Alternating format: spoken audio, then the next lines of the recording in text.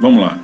Então, agora a gente vai começar a tratar dessa questão um pouco mais de fundo, né? Agora a gente estava conversando e refletindo sobre a área, sobre a relação da ciência da informação com a questão dos dados, a questão da estruturação dos cursos, a necessidade do diálogo, a necessidade de enxergar as demandas da sociedade e da adequação à inovação tecnológica. Antes da gente continuar, então, agora a gente começa a ver um conceito que tem como princípio nos ajudar a estruturar a forma com que nós visualizamos, a forma com que nós percebemos esta nossa relação com o processo de acesso a dados. Então, qual é a ideia? A ideia é que nós possamos, então, não ter algo que nos limite ou que seja um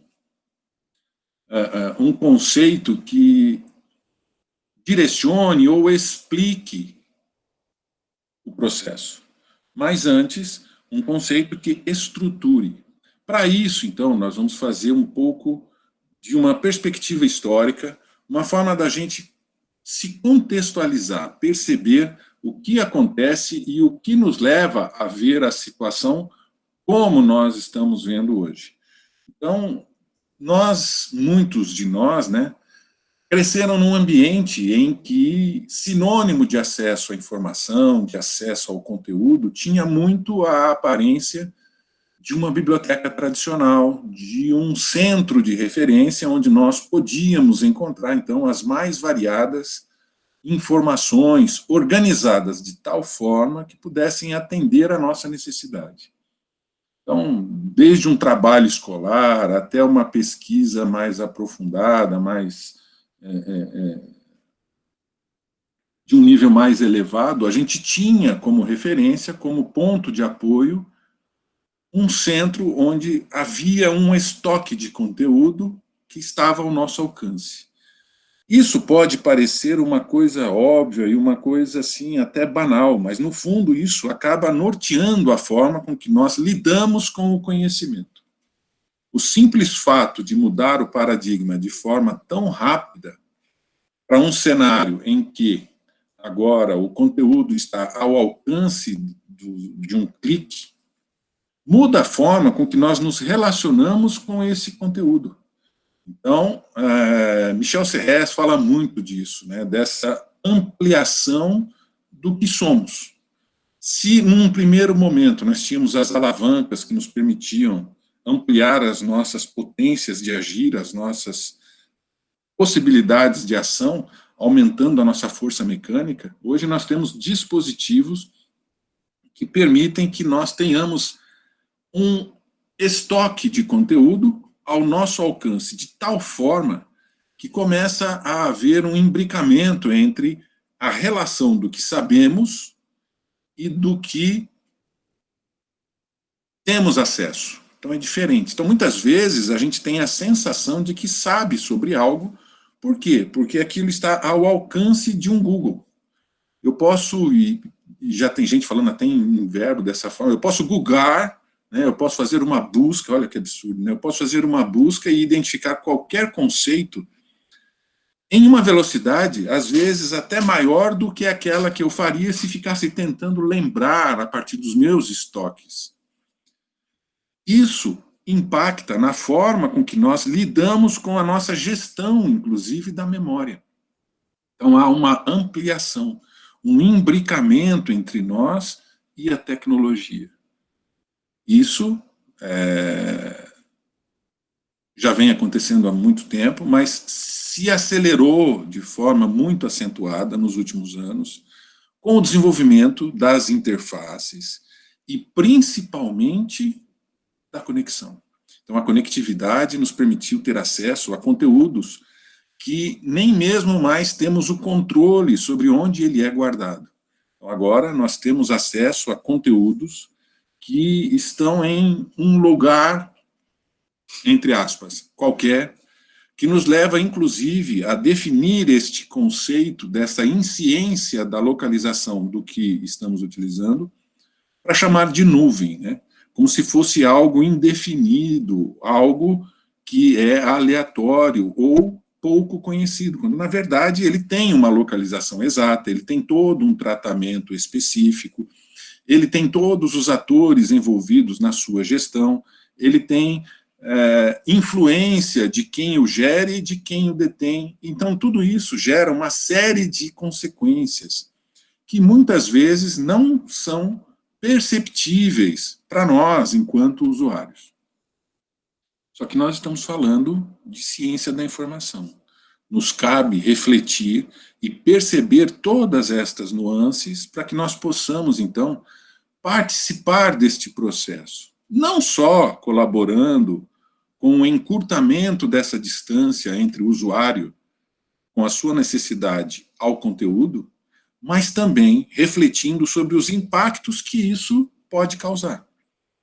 A influência de cada um dos atores envolvidos e formas de reduzir o que a gente chama de assimetria na participação deste processo, causada em grande parte pela insciência do usuário, pela falta de percepção clara do que realmente está envolvido neste processo de acesso a esses conteúdos.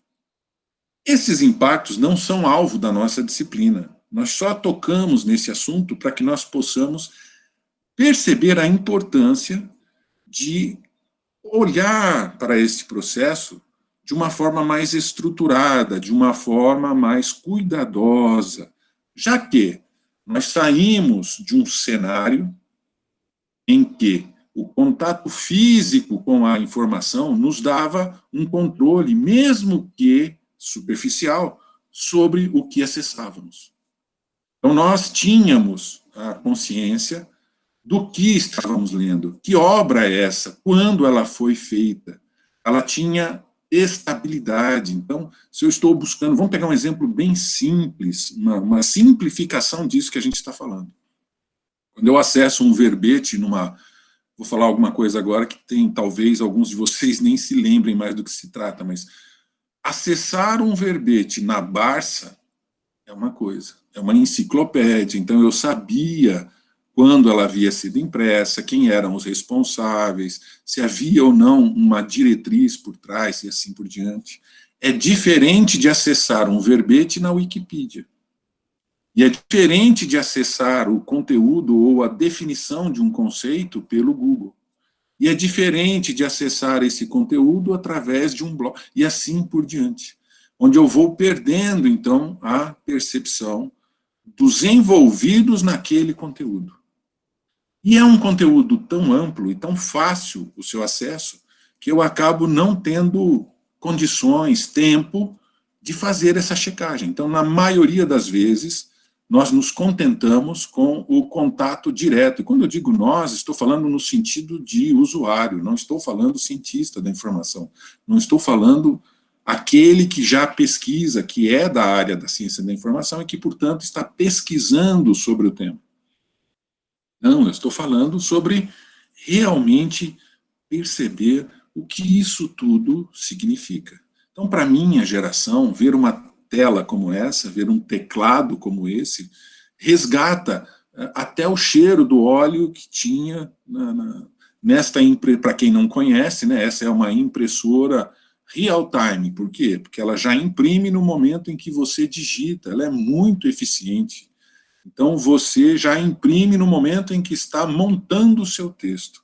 O único problema é que ela não armazenava isso, né? Se você errasse, você teria que refazer toda a página, né?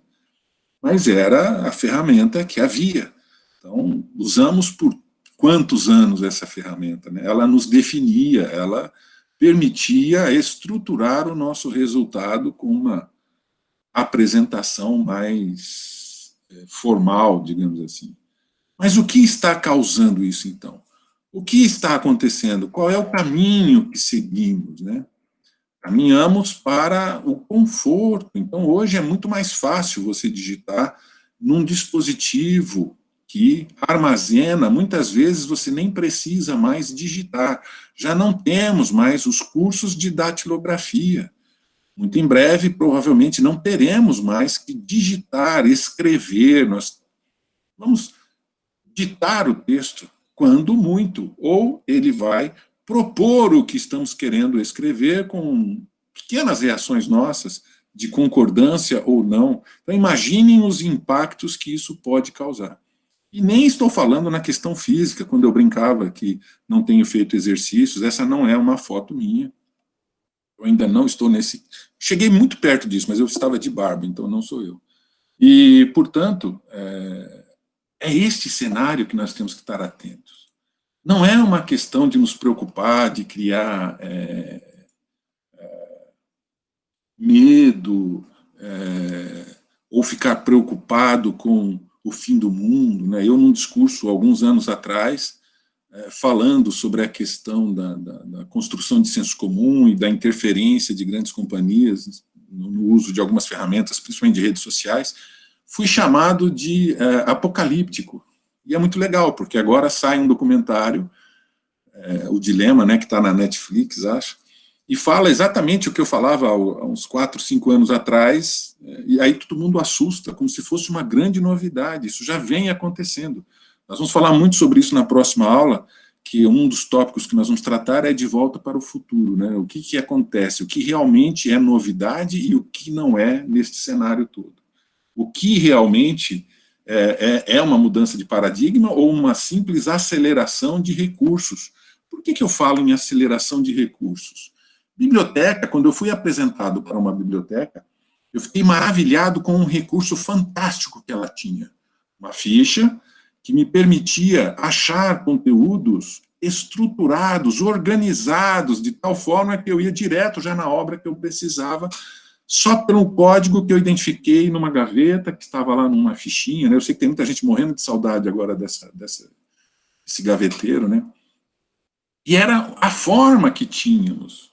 Será que mudou totalmente ou nós aceleramos o processo e construímos algo tão eficiente e tão mais eficaz que agora nos permite ter o mesmo resultado sem sair, né, sem ter que recorrer a um recurso físico, com a vantagem de poder acessar, inclusive, o conteúdo agora. Eu já não preciso mais ir no acervo. O acervo está ao meu alcance, o que significa que essa distância não existe mais. Eu não preciso levantar da minha cadeira, quer dizer que a estante está ao alcance do meu braço. É um outro cenário. É um outro modelo de relação com os conteúdos. A gente precisa estar ciente disso. E tudo isso, então, nos leva a uma relação entre o usuário e o conteúdo. E é sobre isso que nós vamos falar um pouco, então, agora, sobre esse longo caminho, esse trajeto, para a gente poder entender o que está envolvido nisso. Nós temos agora um dispositivo tecnológico que faz a intermediação desse acesso. Então, digamos que alguém detém um determinado conteúdo, digamos lá assim, né? Isso é traduzido, né, e a gente vai falar muito sobre essa questão, inclusive, das modificações que ocorrem nesse trajeto quando a gente estiver falando sobre transdução informacional. Nós vamos usar o mesmo caminho, só que com um outro olhar. Nesse momento, nós queremos saber quais são as camadas de abstração que nos levam a ter acesso a esse conteúdo. Então, para sair do humano, para chegar até esse dispositivo, e do dispositivo para o humano de novo, na verdade, nós temos um longo caminho pela frente. Então, nós temos uma primeira camada de abstração, onde a gente tem uma interface. Então, eu tenho, por exemplo, uma tela onde eu vou ter que optar entre dois botões, sim ou não. O meu clique resulta dessa interação, que permite, portanto, a obtenção e o tratamento daquele conteúdo obtido junto ao usuário. Pode ser uma resposta a uma pergunta. Mas essa interface responde a um código interno que, por sua vez, foi baseada em um algoritmo, que, por sua vez, foi baseada em uma abstração da identificação da necessidade, dos requisitos e da relação disso tudo com a necessidade de obter esse dado. Então, é uma primeira camada de interação com quem vai disponibilizar o conteúdo. Eu estou, então, obtendo o conteúdo, e é isso que eu queria destacar para vocês. É uma primeira fase. Só que essa primeira fase, ela é seguida por uma segunda fase mais interna. Então, esse conteúdo vai ser armazenado. Se eu estivesse falando em um dispositivo físico como o suporte analógico, como um caderno, por exemplo, essa interface ela seria simplesmente o escriba. Então, é o sujeito que está lá sentado, imaginem agora, eu até tirei daqui, mas tinha a figura de um escriba egípcio, e ele era, portanto, aquele cara que traduz o conteúdo para um determinado suporte. É aqui que começa, então, toda uma fase de planejamento, uma fase de preparação, onde eu tenho modelagem lógica, onde eu, então, vou construir aquilo que a gente conversou um pouco mais cedo, né, sobre aquela abstração entre o modelo físico e o modelo lógico, que eu posso disponibilizar para o usuário. São ferramentas que me permitem, inclusive, estabelecer um diálogo entre o usuário e aquele que está construindo a solução, né? Então, essa modelagem lógica, ela permite que eu derive, que eu faça uma instância de registro desse conteúdo. É a modelagem física. Ela também tem uma interface. Essa interface também responde a um código que, por sua vez, foi construído com base em um algoritmo, que, por sua vez, foi baseado em uma abstração. Todo esse conjunto de elementos baseados em uma modelagem, então, lógica e física, que permitiu identificar a entidade, o atributo daquele conteúdo, uma inserção daquele conteúdo em um modelo maior que me permite semanticamente identificar, pelo menos, a que se refere. Então, aqui é muito importante essa questão tecnológica, né? Aqui, o conhecimento, as competências tecnológicas se aprofundam. Então, se a gente estiver falando num modelo agora de sistema um pouco mais amplo, a gente vai estar falando de um SGBD, um sistema de gerenciamento de banco de dados. Essa interface pode ser uma interface, um drive, uma interface do próprio banco de dados que pode estar cortando. A Kelly está informando que está cortando, pode ser a minha, se vocês quiserem, eu posso falar. Cortou um pouquinho, mas já voltou, professor. Joia, eu vou tentar falar mais devagar. Vão me avisando. Nada, amor. E aí o que acontece, então? Aqui eu posso estar falando, por exemplo, eu posso estar falando... você pode fechar o microfone para a gente? Joia, obrigado. Desculpa, professor. Não, perfeito. E aí a gente pode estar falando, por exemplo, de um SQL. Então, quem conhece SQL sabe o que eu estou falando, né? A gente tem uma linguagem que responde não à interface lá da ponta, mas responde a uma interface que conversa com a minha solução, com a minha aplicação que está lá na ponta.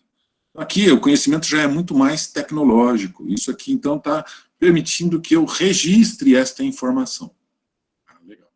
Bom, então eu já obtive a informação e comecei a registrar esta informação, então estou em computação que a gente chama de persistindo, né? Persistir a informação, registrar a informação, eu estou guardando esse conteúdo para acesso futuro. Mas o que significa esse acesso futuro? Quando eu falo em acesso futuro, a seta não é tão simples como essa que a gente está vendo aqui. Então, eu não posso imaginar que o caminho vai ser mais simples do que foi o input, que foi a entrada desse dado. Então, eu tenho que considerar que lá do outro lado também existe uma interface que proporciona interação, só que agora já não com o objetivo de obtenção, mas sim de disponibilização, com preocupações distintas daquela que eu tinha lá no começo. Agora são questões como encontrabilidade, arquitetura da informação, design da informação, são questões relacionadas à interação entre o conteúdo e o usuário. Também tem, então, uma interface, né? O que é a interface? O Antônio caiu. O que é uma interface, né? Uma interface é um elemento de contato entre duas coisas distintas. Então, o que seria, de novo, uma interface? Uma interface é um ponto de conexão entre duas coisas distintas, não necessariamente diferentes. Então, eu posso ter dois elementos iguais, distintos entre si, quer dizer, com os seus próprios contextos, com os seus próprios limites, seu próprio escopo. precisando trocar informações, eu vou ter também a interface. Nesse caso aqui, a gente está imaginando uma interface homem-máquina, mas poderia ser máquina-máquina. E essa interface também vai responder a um código, vai responder, que por sua vez responde a um algoritmo, que por sua vez responde a uma abstração, e que, portanto, também vai precisar buscar a informação que está armazenada lá no dispositivo físico. E aqui nem estamos falando ainda das camadas de comunicação, de localização. Estamos simplificando o processo e abstraindo o conceito de localização, imaginando que estamos todos no mesmo local. Mas a questão da interação se repete aqui. Então, agora, eu já não tenho mais só aquela questão da obtenção. Aqui eu tenho as definições do que pode ser visto pelo usuário. Então, a gente trabalha muito com o conceito de visões, com o conceito de consulta, né? Com as preocupações relacionadas, por exemplo, ao controle de acesso. Quem é que pode ver o quê? Quem é que pode ter acesso ao quê? Então, percebam que agora aquela caixinha pontilhada se ampliou e recebe também agora essa necessidade de permitir a disponibilização dos conteúdos. Então, aquele mesmo 010101 lá codificado em binário e armazenado no dispositivo físico vai passar, então, por esse tratamento dessa interface e, após a solicitação, ele vai responder com o conteúdo para que seja entregue ao usuário. Para quem é da computação, isso aqui pode ser banal, pode parecer senso comum quase. Ah, legal, professor, não estou vendo nada de novo aí. A ideia é essa. É estruturar essa percepção do caminho que vai do usuário, da obtenção, até aquele que precisa, seja homem ou máquina, aquele que precisa do conteúdo. Então, é do input ao output, da entrada à saída, da primeira fase, onde eu estou, então, recebendo esse conteúdo, seja por um agente humano, seja por um sensor, uma máquina, que é o que realmente agora tem ampliado demais, inclusive, o volume de dados disponíveis. Então, a gente tem hoje a possibilidade de ter um sensor cada vez mais barato. Quem é de tempos anteriores a essa massificação da digitação, deve estar lembrando quanto custava um sensor há 20, 30 anos atrás, qualquer coisa que te permitisse conectar com as máquinas, com uma coleta de dados. Hoje você faz isso com alguns reais, você monta uma coleta, um sensor e transforma informação, por exemplo, de ambiente em informação registrada, digitalizada. Então isso aumentou demais o volume, e nós temos também a própria possibilidade da interface de comunicação, de relação. Então, são os dispositivos e as aplicações de comunicação, os dispositivos e as aplicações de redes sociais, os dispositivos e as aplicações de acesso aos conteúdos que me permitem agora também interagir, que geram esse volume tão grande que estão configurando um fenômeno que a gente chama de Big Data, que a gente vai falar um pouquinho mais para frente. Todos vocês estão careca de ouvir falar sobre Big Data, mas sempre é bom reforçar, que é um fenômeno, quer dizer, é um momento em que está mais forte agora a tendência de obter os dados, isso se alterna, a gente vai ver depois também que isso se alterna, é mais eficiente o processo de coleta do que o processo, do que as outras fases desse processo. E o mesmo vale para a saída. Então, eu tenho a possibilidade de colocar em comunicação a entrada, mas agora também com dispositivos de saída. Não só máquinas, onde eu vou obter, então, o resultado de uma consulta, é um Google, onde eu estou fazendo uma consulta, é uma rede social, onde eu estou interagindo com os amigos, acompanhando um vídeo, e assim por diante, mas também com atuadores. Quer dizer, eu começo a ter a possibilidade agora de colocar as máquinas para executar atividades de forma integrada com a informação que já está sendo compartilhada e produzida em todo esse fenômeno. Isso aqui tudo acaba desembocando em algo que a gente vai ver muito rapidamente também, que é na internet das coisas. É uma coisa que vai impactar muito, então só abrindo um parênteses agora, É um tema que a gente pode colocar aí entre aqueles que a gente falou que precisa pensar e prever o futuro das situações. A internet das coisas é uma das questões que tem sido pouco estudadas na ciência da informação. Professor, mas a ciência da informação, o que tem a ver com a internet das coisas? Tudo. Porque a internet das coisas nada mais é do que a consolidação do fluxo informacional na estruturação e na relação entre dispositivos que agora podem atuar compartilhadamente, né, de forma colaborativa, trabalhar como se estivessem atuando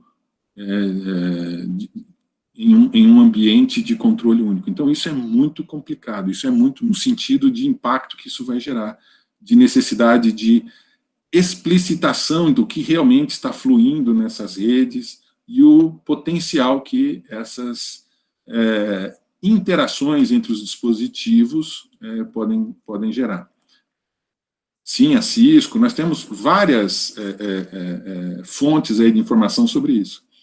A questão é que a gente tem ganho há algum tempo, então a gente tem tido aí um fôlego, porque a internet das coisas ainda não se consolidou como se esperava, com a velocidade que se esperava.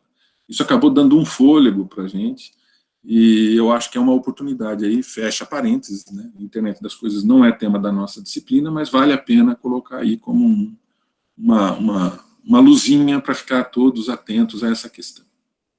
O que importa para nós, então, nesse cenário todo? Enquanto ciência da informação, nós temos que olhar para isso e pensar no fluxo informacional. Quem está envolvido? Será que eu consigo estruturar isso de alguma forma? Quais são as competências? Então, uma das formas de identificar isso é por meio das tarefas envolvidas em cada um desses pontos deste processo, dessa longa conexão entre entrada, dispositivo e saída. A gente pode começar pensando, então, nas tarefas envolvidas e começar a identificar esse agrupamento de tarefas em função das competências.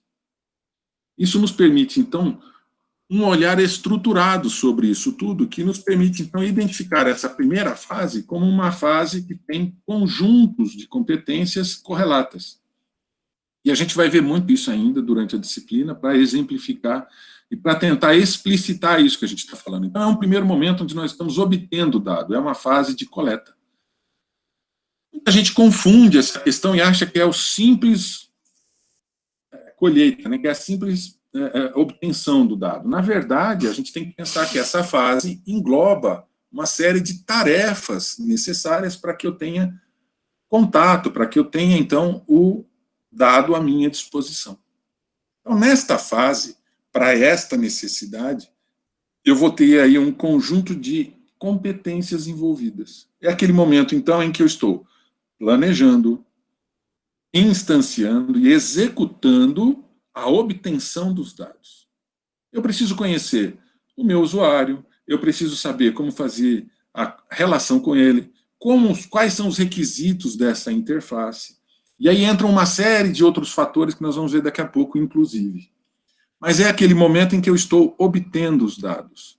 Uma vez com o dado à minha disposição, eu posso simplesmente descartar. Já vi, já descobri o que eu queria e descartei. A gente faz muito isso com o Google. Então, você vai lá e faz uma busca, por exemplo, sei lá, eu quero saber quantos lados tem o paralelepípedo. Sei lá, estou inventando aqui. Você não guarda isso, você simplesmente vê o resultado. Então, você fez uma obtenção do dado, você obteve o dado e simplesmente descarta o dado. Então, você obteve, ficou numa memória de curta duração ou em algum dispositivo e aquele dado você já não tem mais. Então, vamos pensar num processo um pouco mais estruturado. Estou fazendo uma compra de computadores. Ligo para as lojas e pergunto o preço do computador na configuração que eu preciso. Então, um me fala 100, outro fala 110, o outro fala 90. Falo, opa, vou comprar esse de 90, é a mesma configuração. Tá bom. Vou lá, compro e acabou. Acabou o processo. Tá certo? Mas existe um outro momento. Eu posso precisar de acesso futuro a esse dado. Então, até bem pouco tempo atrás, isso tinha um custo. nós gastávamos muita energia para poder pensar em como é que nós íamos organizar o registro desses dados. Para vocês terem uma ideia, me contaram, né? Me contaram que no final do dia, quem conseguisse alguma modificação no sistema que pudesse economizar 1 byte, nossa, já não pagava a conta à noite.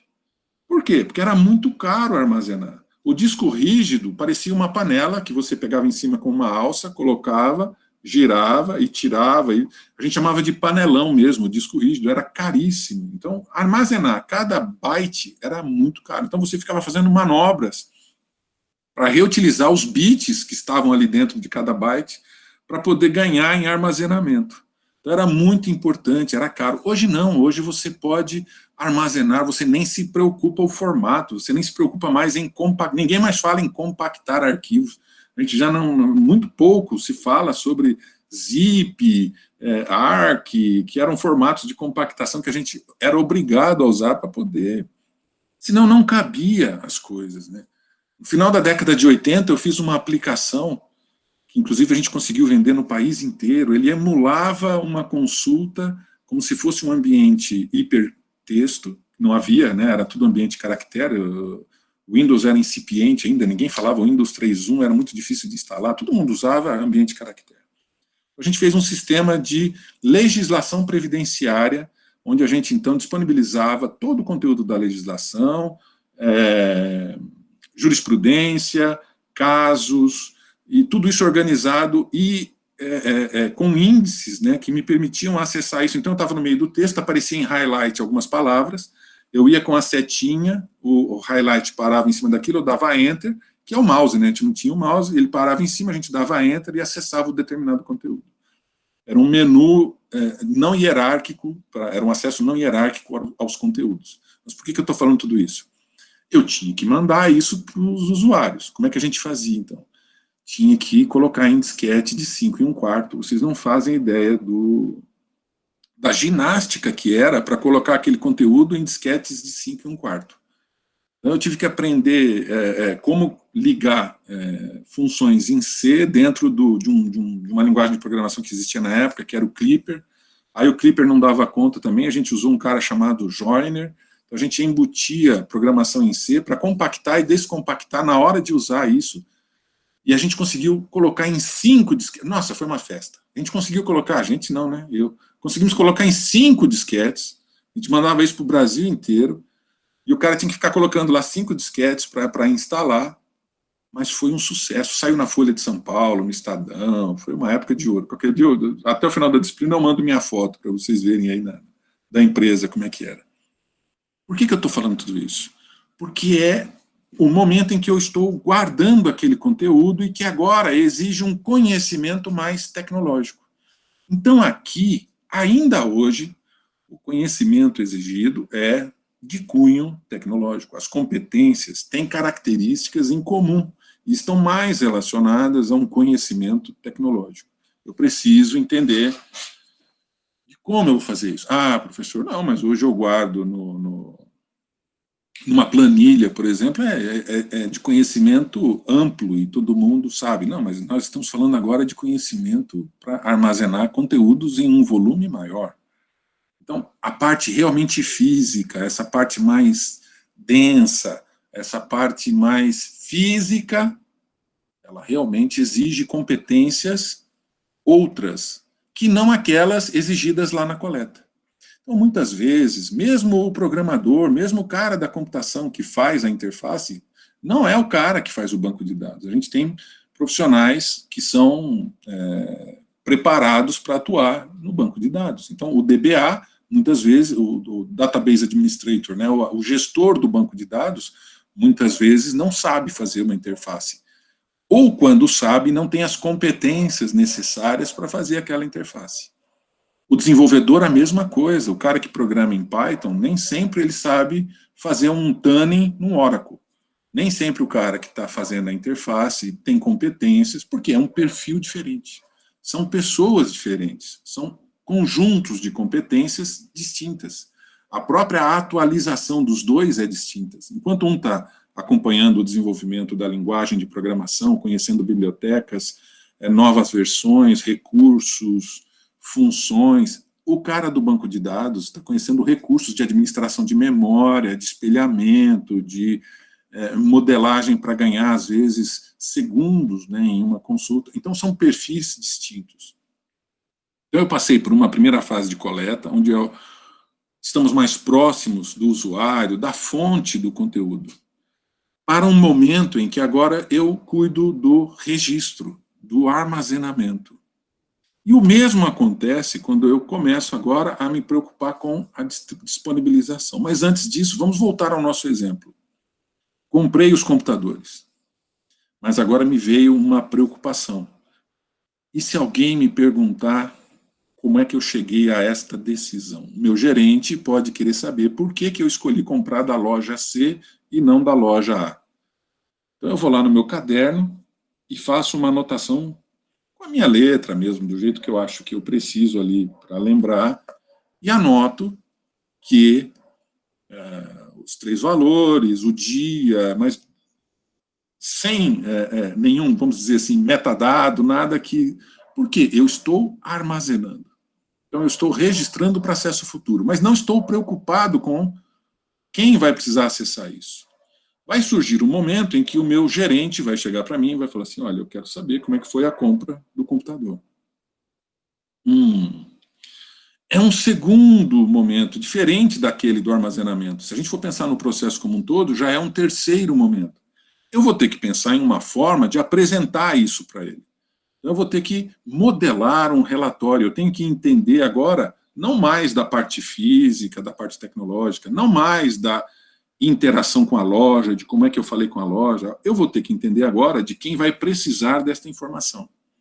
Quem está me pedindo isso? É o contador? Se for o contador, ele tem uma determinada demanda. Se for o gerente de compras, ele tem outra característica, ele precisa de outros dados. Como ele quer ver isso?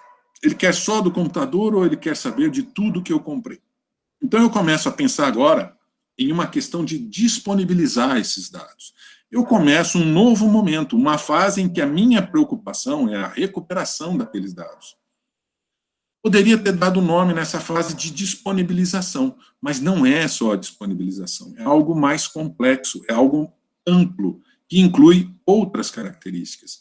Aqui entra a questão do permitir o acesso àquilo que foi registrado.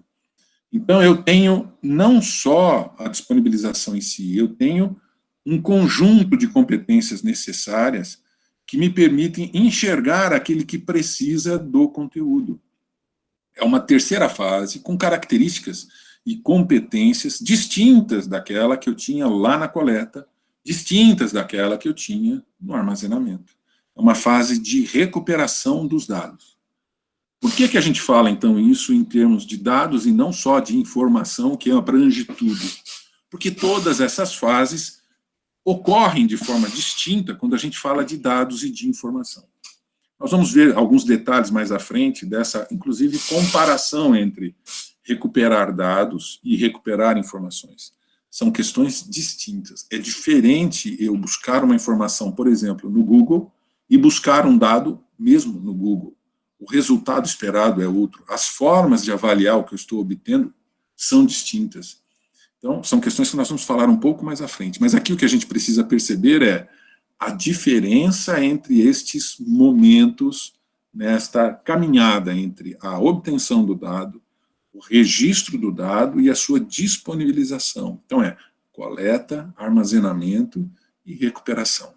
São as 3 principais fases do ciclo de vida.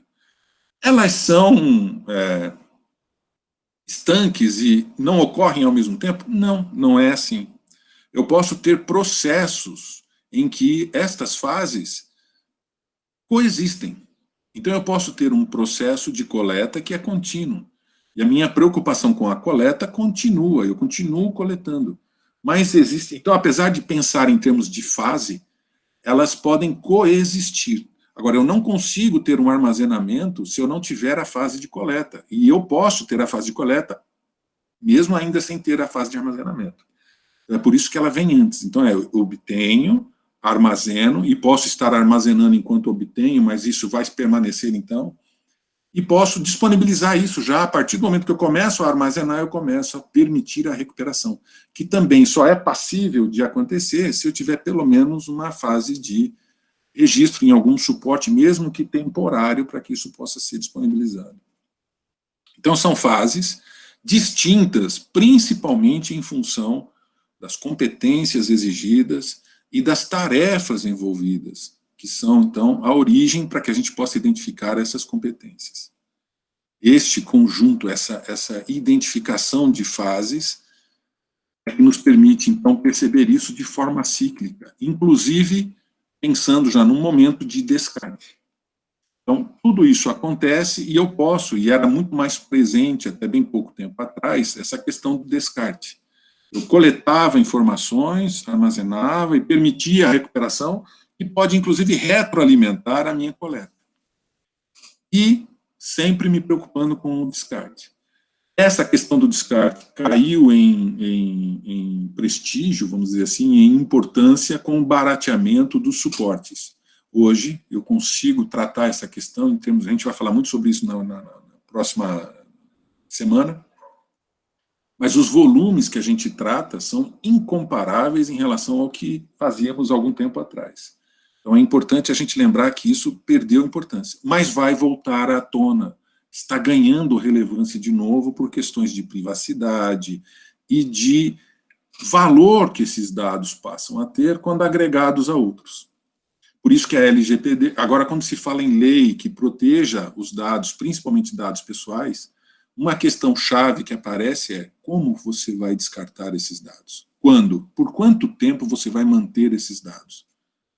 É uma questão bastante sutil também, a gente vai conversar bastante sobre isso ainda, da questão intramuros, da questão do como controlar isso. Mas é uma questão mais à frente. Nesse momento, então, a gente precisa entender que existe, então, um momento em que eu estou coletando, registrando, né, armazenando e permitindo a recuperação. Tudo isso tem também um momento de descarte. Mas, professor, então eu tenho que ter competências também para o descarte? Sim. As características do descarte têm ganhado, inclusive, a necessidade de competências muito específicas. Existem já pesquisas, né, a professora Plácida vinha trabalhando muito nessa questão do direito ao esquecimento, por exemplo, que é aquela ideia de que você deveria ter o poder de eliminar informações a seu respeito do acesso público, e que não tem sido respeitado. Quando você exclui conteúdos do Facebook, você pode achar que foi excluído, mas, na verdade, ele só foi flegado, né? Ele só foi marcado como excluído. Ah, não, professor, mas existe uma legislação que obriga que aquilo seja excluído. Quem me garante que alguma coisa realmente foi excluída de algum sistema, de alguma empresa? Eu posso simplesmente guardar isso em um processo de espelhamento real-time em um outro país, guardar isso num servidor, num país mais flexível, com legislação mais flexível sobre essa questão, como, por exemplo, a Irlanda, a Lituânia, não, como é que é? Me fugiu agora, eu estou ficando velho, estou ficando sem... Meus índices estão corrompendo. Mas existem países em que a legislação é muito mais flexível. Não, mas aí eu posso ir lá e resgatar todos os computadores e fazer uma auditoria. Não vai pegar nada. Você pode simplesmente eliminar qualquer sinal. Mas essa é uma outra questão que a gente vai tratar mais à frente. Então, eu tenho essas 4 fases que ocorrem e que elas estão, então, relacionadas porque agora eu posso pensar nelas como atendendo a um determinado escopo, uma determinada necessidade. Relacionado a elas, eu tenho coisas, eu tenho fatores, eu tenho elementos que são transversais. Então, eu tenho os pilares que sustentam esse ciclo de vida, que podem ser identificados como as questões relacionadas à privacidade, à integração, então é aquilo que a gente vinha falando sobre a possibilidade de agrupar esses dados, a qualidade dos dados, a legislação sobre esses dados, e aqui entra questões de direito autoral e questões de direito de acesso, se eu realmente tinha o direito de acessar aquele conteúdo, ou usei algum subterfúgio para isso, não respeitei alguma norma de não acessar. Outro dia, comentando sobre isso, uma pessoa me questionou e disse que não, as empresas respeitam a legislação. Eu estava num evento em Florianópolis, e onde um dos dias foi aberto para a fala das empresas. E eles explicitaram isso, inclusive em público, de que a questão dos bloqueios que são colocados para acesso a determinados dados, para eles não passam de atrasos, só serve para gerar mais trabalho. Porque eles acabam criando meios de contornar os bloqueios, e eles acabam chamando aquilo de... o rapaz até usou um termo que eu achei muito interessante, que eu nunca tinha ouvido, né? Para eles é como se fosse um quebra-molas. Ele só diminui a velocidade, mas não impede que ele passe. Então, aqueles recursos de perguntar se você é um robô ou não, eles colocam no algoritmo para não responder logo de cara, porque se você responder muito rápido aquela pergunta, ele vai achar que você é um robô. Então, o que eles fazem? Eles colocam lá um temporizador para responder um pouquinho, eles vão testando o temporizador até achar o ponto em que permite, e aquilo acaba sendo um branch, eles acabam contornando qualquer bloqueio que você coloque. Isso tudo entra na questão da legislação. Questões relacionadas à disseminação, quer dizer, como é que eu estou permitindo que esse dado seja visível, encontrável e acessível à sociedade ou àqueles que deveriam ter acesso a ele. E uma questão também muito importante e que perdeu um pouco de foco, ela teve mais foco em alguns anos atrás, mas com essa ideia da nuvem, com essa ideia da terceirização da posse sobre os conteúdos, ela perdeu de novo, então ela ficou num segundo plano, mas ela é muito importante, que é a questão da preservação. A gente vai falar um pouquinho sobre isso também, lá no bloco 5, quando a gente falar sobre os 3 itens aí que a gente vai estar discutindo dos pilares, né? No bloco 4 e no bloco 5 nós vamos discutir os pilares com maior profundidade. Lembrando que estes ciclos interagem entre si. Então, na verdade, quando a gente fala em ciclo de vida dos dados, nós não estamos falando de algo que engloba tudo. A cada contexto, a cada necessidade, você acaba estruturando um ciclo de vida. Eles podem se estruturar em conjunto, eles podem atuar internamente, eles podem compor um ciclo maior, mas eles interagem entre si. Então, a minha coleta é feita a partir de ciclos de vidas de outros detentores. Então, se sou eu aqui no centro e estou obtendo dados de uma agência bancária, eu estou acessando a fase de recuperação dos meus dados naquela agência bancária, daquela instituição bancária, para que eu possa alimentar. Então, eu vou gravar isso, eu vou guardar isso nos meus conteúdos e tudo mais. Eu posso estar obtendo dados, então eu estou coletando dados de lojas online, de empresas que vendem online.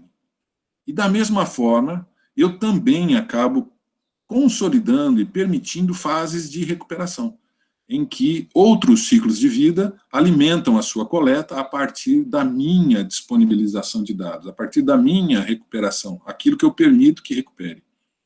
E aqui tem um detalhe interessante. Vejam que nem todas as linhas são contínuas.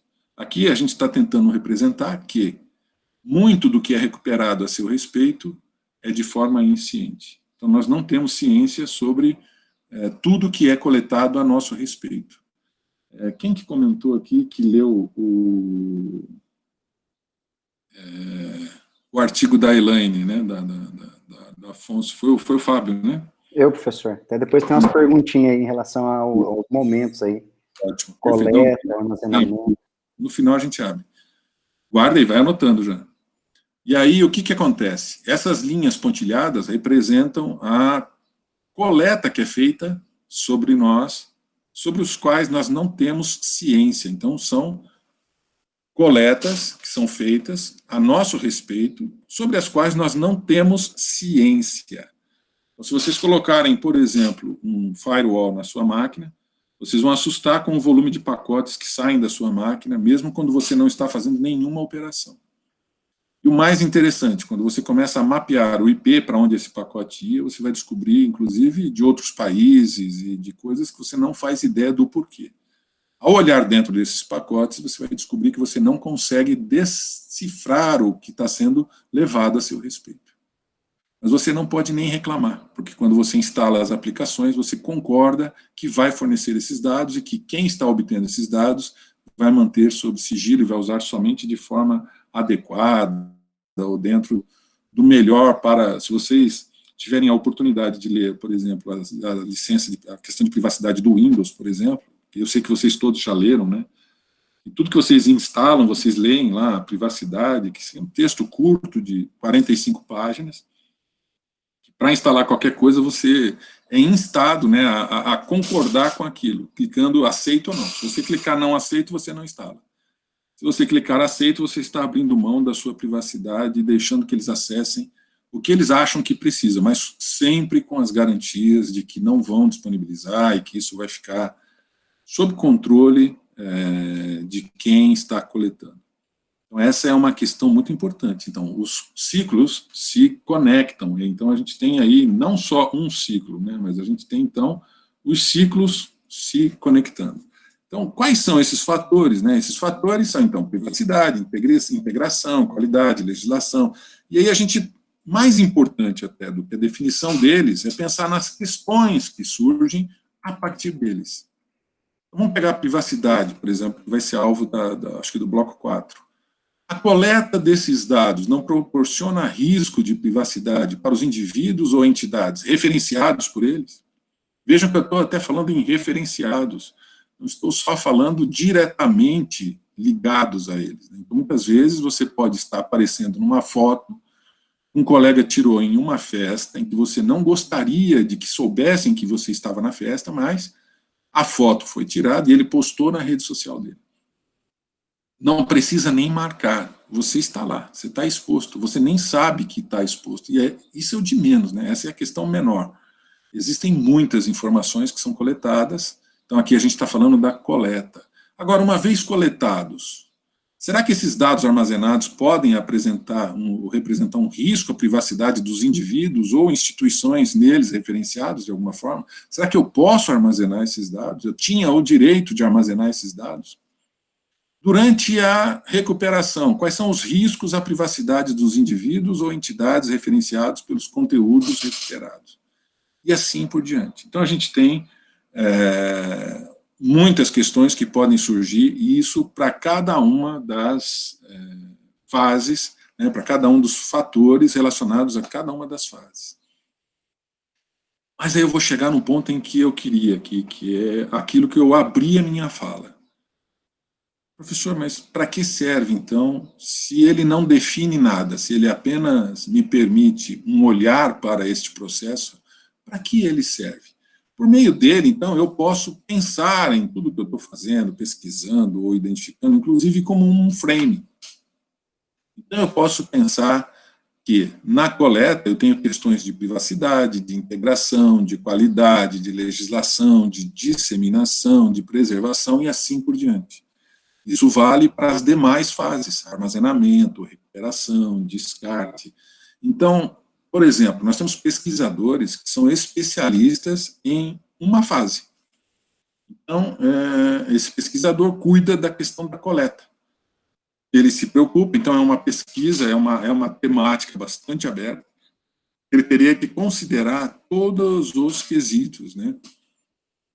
Todos os elementos envolvidos nesta fase.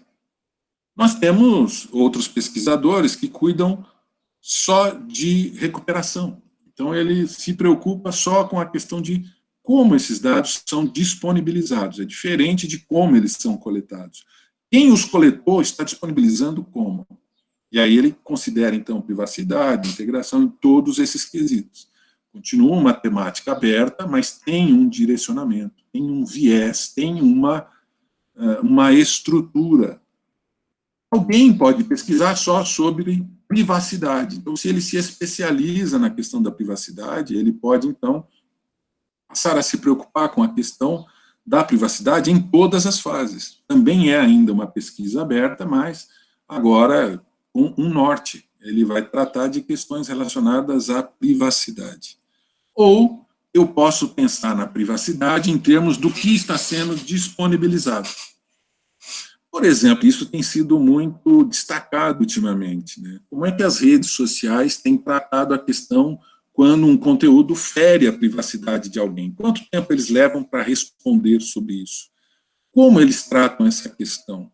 Quem cuida disso? Como eles recebem feedback sobre o impacto dos seus conteúdos? Até bem pouco tempo atrás, e aí abrindo de novo uma especificação dessa temática, até bem pouco tempo atrás, a responsabilização era pelos desenvolvedores do aplicativo.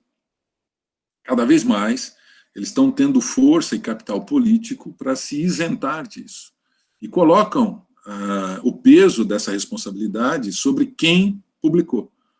Então, eles tentam colocar essa questão relacionada a quem postou a informação, que é óbvio que também tem essa responsabilidade, mas desde as primeiras legislações, lá em 98, fevereiro de 98, quando se estruturou essa questão legal do direito autoral e das responsabilidades, sempre se vinculou uma grande parte da responsabilidade pelo que era, pela empresa ou pelos responsáveis pela aplicação. Então, isso vem perdendo força cada vez mais, e eles, por meio do seu capital político, vêm ganhando, então, a possibilidade de se isentar dessa questão. Um outro exemplo que nem está aqui, a gente está falando da Elaine, né, vou citar a Elaine de novo, o foco dela é privacidade na coleta. Ela não trata da questão de como esses dados foram disponibilizados depois, mas ela buscou especificar e entender como a coleta impacta na questão da privacidade. Então, ela tem uma pesquisa muito focada, isso é muito bom. Então, quanto mais você fecha no número de quadrinhos que você consegue encaixar a sua pesquisa neste frame, mais focada vai ser a sua pesquisa. Então, por exemplo, se alguém trabalha só na privacidade, na coleta, essa pessoa tem um foco, ela consegue concentrar e consegue dar mais profundidade ao que ela está pesquisando. Ela não se preocupa como aquilo foi armazenado ou como aquilo foi disponibilizado e por aí afora. Há pouco tempo atrás eu fiz uma pesquisa e a nossa área, isso faz parte de um artigo também que está em elaboração, e a nossa área tem esta cara aqui, mais ou menos. Né? Então, ela tem muito pouca aderência com o armazenamento, e isso é normal, porque o armazenamento é muito da computação. Ela tem uma aderência com coleta, mas fala um pouco de privacidade, fala um pouco de legislação, mas fala muito pouco, por exemplo, de integração na coleta. A gente vai tratar lá no bloco 4. A integração é essa capacidade de vincular conjuntos de dados, ganhar valor por meio da vinculação dos dados. A questão da disseminação é um pouco tratada, a preservação já foi mais, então essa cor aqui é muito mais por trabalhos anteriores do que atuais. E o descarte, então, é praticamente esquecido também. Pouco se fala. A recuperação tem grande foco na integração e na qualidade, mas também não se fala muito da questão da legislação, não se fala muito da preservação, e a disseminação é tratada principalmente na questão da encontrabilidade. E esse, então, é meio que um mapa do como a ciência da informação interage com as fases e os fatores do ciclo de vida deste processo do acesso a dados. Certo? Antes da gente entrar, então, na próxima etapa da nossa atividade de hoje, eu vou interromper a gravação para que vocês tenham mais liberdade para poder conversar e questionar